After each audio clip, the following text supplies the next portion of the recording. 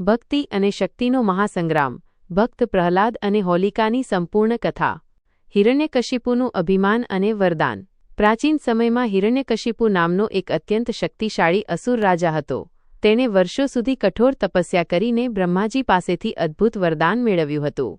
તેણે માંગ્યું હતું કે તેને કોઈ મનુષ્ય કે પ્રાણી મારી ન શકે, તેને ન દિવસે કે ન રાત્રે મૃત્યુ મળે, તેને ન આકાશમાં કે ન ધરતી પર મારી શકાય, અને તેને કોઈ પણ અસ્ત્ર કે શસ્ત્રથી મારી ન શકાય.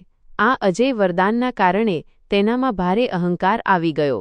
તેણે ભગવાનની પૂજા બંધ કરાવી દીધી અને આખા રાજ્યમાં પોતાની જ પૂજા કરવાનો આદેશ આપ્યો.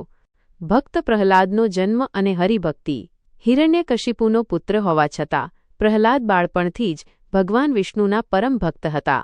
જ્યારે બાકીના બાળકો અસુર વિદ્યા શીખતા, ત્યારે પ્રહલાદ બધાને ભેગા કરીને ઓમ નમો નારાયણના જાપ કરાવતા. આ વાતની જાણ જ્યારે હિરણ્યકશિપુને થઈ, ત્યારે તે ક્રોધથી લાલચોળ થઈ ગયો અને પોતાના જ પુત્રને શત્રુ માનવા લાગ્યો. પ્રહલાદ પર થતા અત્યાચારો. હિરણ્યકશિપુએ પ્રહલાદને મારવા માટે અનેક ક્રૂર પ્રયત્નો કર્યા.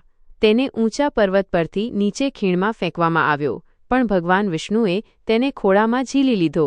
તેને ઝેરી સાપોના ઓરડામાં પૂરવામાં આવ્યો, પણ સાપ તેના ગળાના હાર બની ગયા.